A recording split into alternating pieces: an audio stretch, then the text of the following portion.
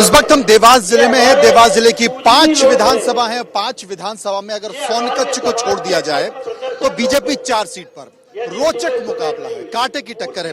इस वक्त आप मेरे पीछे देख सकते हैं, सज्जन वर्मा एक सभा को ले रहे हैं।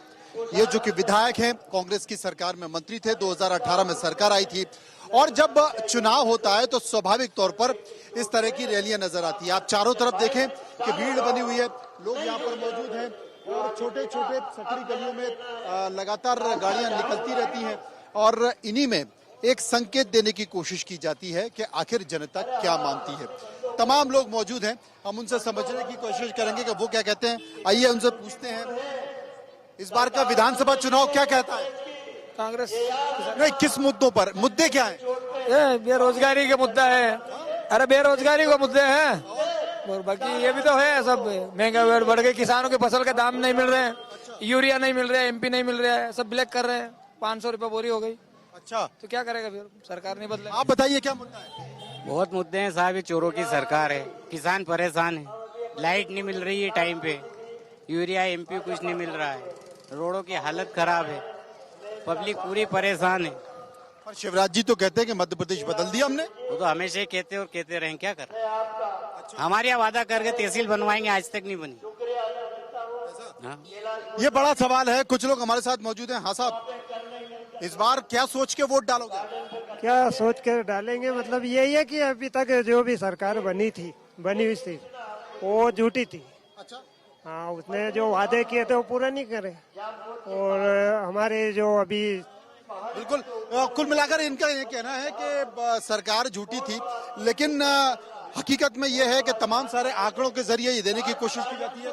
सज्जन वर्मा देखिए आप, सज्जन वर्मा सभा को संबोधित कर रहे हैं। सज्जन वर्मा संबोधित करते हुए एक संकेत देने की कोशिश कर रहे हैं। बहुत सारे लोग हैं, उनके पास हम आते हैं, थोड़ा संभल के, क्योंकि ट्रैफिक है, गाड़ियां भी मौजूद हैं और हमारे साथ मौजूद हैं। काका क्या नाम है? राधेश्याम। राधेश्याम। राधेश्याम, अच्छा ये तो राधेश्याम जी, क्या सोच के वोट डालोगे आप? जब वोट डालने जाओगे तो कौन से मुद्दे दिमाग में रख के ले जाओगे?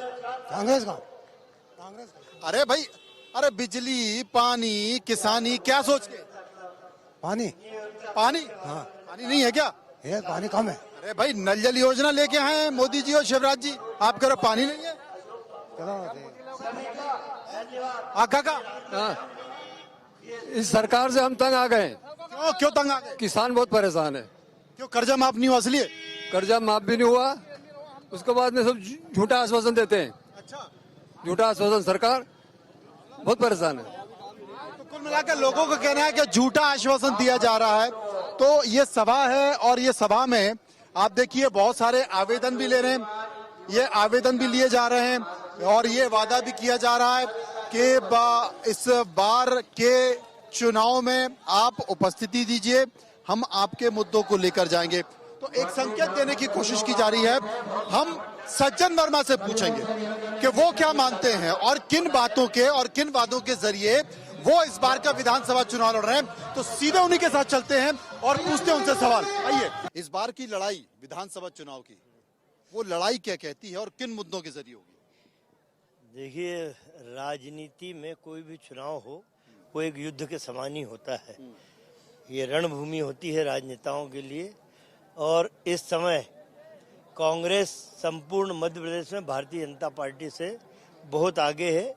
उसका स्पष्ट कारण है कि आम जनता कांग्रेस के साथ चलना चाहती है। 2018 के चुनाव में शिवराज के चेहरे को नकार दिया गया था, रिजेक्ट कर दिया था मध्य प्रदेश की जनता ने और रिजेक्ट किए हुए माल को जनता वापस पसंद नहीं करती। 22,000 झूठ शिवराज चौहान ने बोले, सब जवाब दिखाए हैं, लोगों के सपने टूटे हैं। तो जनता कमलनाथ जी का वो 1.25 साल का कार्यकाल पसंद करती है। एक नई परिभाषा राजनीति की कमलनाथ जी ने लिखी थी। सारे मध्य प्रदेश की जनता इस समय कांग्रेस का साथ देने के लिए तैयार है। सचिन भाई, एक बात बताइए, क्योंकि तमाम मुद्दों के साथ साथ मैं एक चीज पूछना चाहता हूं आपसे। तमाम मुद्दों के साथ साथ एक चीज पूछना चाहता हूं आपसे, क्योंकि 2018 में जब आपकी सरकार बनी थी, उस सरकार में भी कहा था मुख्यमंत्री कमलनाथ जी ने, आपने भी, कि भाई हमें तो खजाना खाली मिला हुआ है और अब उस खाली खजाने के बावजूद भी अब कई सारी फ्रीबीज की घोषणाएं आप कर रहे हैं कि हम शिक्षा फ्री देंगे, ये फ्री देंगे, तमाम सारी चीजें फ्री देंगे। तो ये कैसे संभव होगा तब जबकि पूरे बजट का जो 80% है वो वेतन में, पेंशन में, तमाम चीजों में खर्च हो जा रहा है और सरकार को कर्ज लेना पड़ रहा है।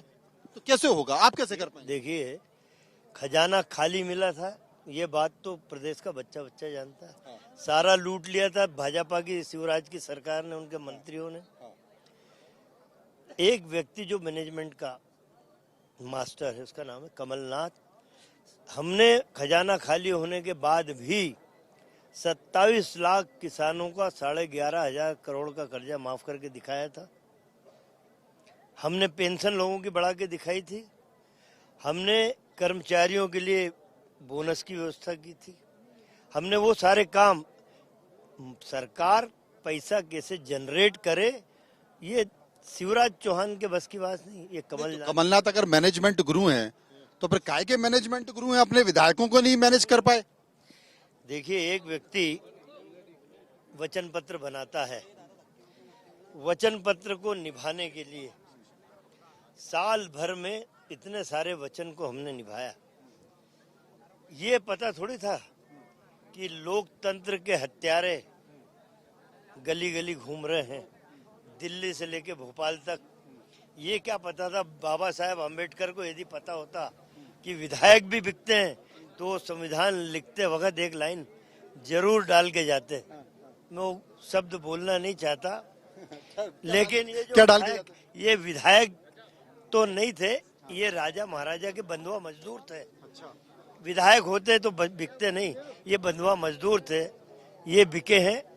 अब कमलनाथ ने कहा कि मैं चाहता तो इनको विधायक को 50 विधायक बीजेपी के खरीद सकता था, लेकिन मैं लोकतंत्र की मर्यादाओं को मैं उनको उल्लंघना नहीं चाहता। जो बीजेपी ने लोकतंत्र की हत्या की भ्रष्टाचार के पैसे से खरीद फरोख्त करके, मैं चाहता तो मैं 50 विधायक खरीद सकता था, लेकिन मैं लोकतंत्र की मर्यादा का रक्षक हूँ। मैं फिर अपने दम पे, अपने कार्यकर्ताओं के दम पे सरकार बना के दिखाऊं। पूरे मध्य प्रदेश में चर्चा चल रही है कि साहब अगर किनारे पर सरकार आई, चाहे वो कांग्रेस की हो किसी की हो, तो 10-12 विधायकों का अंतर रहा तो फिर वही ऑपरेशन लोटस होगा।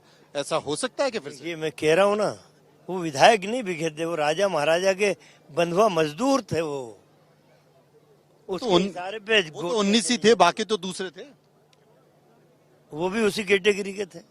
बाकी जो बचे, इसकी क्या गारंटी है कि उस कैटेगरी के लोग इस बार की कैटेगरी में नहीं होंगे? जो लोग बचे हैं शुद्ध रूप से उनकी रगों में कांग्रेस का खून दौड़ता है, कांग्रेस के लिए जीते हैं, कांग्रेस के लिए मरते हैं, वही लोग बचे हैं। अच्छा, बहुत परेशानी है कांग्रेस में, गुटबाजी बहुत होती है और गुटबाजी होती है तो ये भी कहा जाता है कि साहब आपस में टकरार देखी जाती है।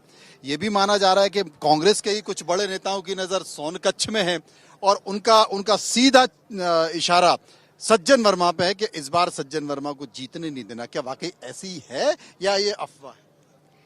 नहीं, सही है। शिवराज चौहान और भी कई दल के, अपने के भी तो है कुछ, कई दल के बड़े बड़े नेता नहीं चाहते कि बड़े बड़े नेता जिनको लेकर आपने भी ताल ठोक दिया, बोले आज देख लेते हैं। मैं तो इतने बरस से सोनकच्छ क्षेत्र की जनता की सेवा कर रहा हूँ, एक भाई बन के। हर व्यक्ति सज्जन भैया बोलता है और वास्तव में एक भाई का किरदार, एक भूमिका में बड़ी ईमानदारी से निभाता हूँ। 24 घंटे मेरा मोबाइल चालू रहता है। रात को 1 बजे भी, ये तो मैं गवाह हूँ, रात को 1 बजे भी फोन आते हैं तो मैं उठाता हूँ और उनके काम संपादित करता हूँ। अब जब सीधा मेरा सोनकच्छ क्षेत्र के एक एक साथी के साथ संपर्क है, अब ये कितने बड़े, कोई क्या उखाड़ेगा? कई सूरमा भोपाली आ जाएं, कोई कहीं के आ जाएं, कोई दिल्ली के सूरमा आ जाएं। सज्जन भैया का स्नेह इतना असीम है यहाँ की जनता के साथ कि उस खंडित नहीं कर सकते उस प्रेम को। यहाँ ये कहना जरूरी है, सोनकच्छ 25 साल से तो खुद विधायक हैं, फिर सांसद भी रहे। 35 साल से इस गढ़ को भेदने की कोशिश बीजेपी कर रही है, संघ कर रहा है, संगठन कर रहा है, भेद नहीं पा रहा है। इसका राज क्या है समझ में नहीं आ रहा। लोग जानना चाहते हैं कि सज्जन वर्मा के पास ऐसी कौन सी जादू की छड़ी है कि वो चुनाव लड़ते हैं और जीत जाते हैं और बीजेपी कोशिश करती है हराने की, हारते नहीं। देखिए, 18 साल से इस मध्य प्रदेश में भारतीय जनता पार्टी की सरकार है और एक ही व्यक्ति मुख्यमंत्री है, उसका नाम शिवराज चौहान। मैं अपने लोगों के बीच में जाता हूं और जो 22,000 झूठी घोषणाएं शिवराज चौहान ने इन 18 सालों में की है, मैं उनसे पूछता हूं, मैं किसान से पूछता हूं कि शिवराज चौहान ने वादा किया था तुमसे कि अब की बार मेरी सरकार बना दो, तुम्हारी फसल का दुगना मूल्य दिलाऊंगा। मैंने कहा मिला क्या? बोले भैया इतना झूठ हमने कभी नहीं सुना, हमारी लागत नहीं निकल रही है। मैं उस किसान के बेटे से पूछता हूँ कि बेटा तुझे रोजगार का वादा किया था, क्या हुआ? बोले मैं मेरे पिताजी के खेती में हाथ बटा रहा हूँ, मुझे कोई रोजगार मिला नहीं। मैं जाता हूँ उनके सुख दुख में, उनके बीमार दुखी में जो मुझसे हो सकता है, हॉस्पिटलों में उनकी मदद करता हूँ। आधी रात को फोन आया तो मैं उठाता हूँ। वो समझ गए कि सुख दुख का साथी हमारा सज्जन वर्मा है। कभी पीठ नहीं दिखाई मैंने सांसद रहा तो भी एक दमदार सांसद की भूमिका निभाई। आज का जो सांसद है यहाँ का, वो पोस्टमैन से भी गया बीता है। वो दिल्ली की योजनाएं भी ढंग से यहाँ ला नहीं पा रहा, कभी एक फूटी कोड़ी तो लाया नहीं। सज्जन वर्मा ने सांसद रहते हुए देवास से ग्वालियर 4 लेन बनाई, 4,000 करोड़ रुपए कमलनाथ जी परिवहन मंत्री थे, दिल्ली में 4,000 करोड़ लाया। देवास में ड्रेनेज नहीं थी, मैंने 150 करोड़ ड्रेनेज के ला के दिए। आज देवास जाइए आप, बड़े बड़े पुल बन रहे हैं। सज्जन वर्मा PWD मिनिस्टर था। वादा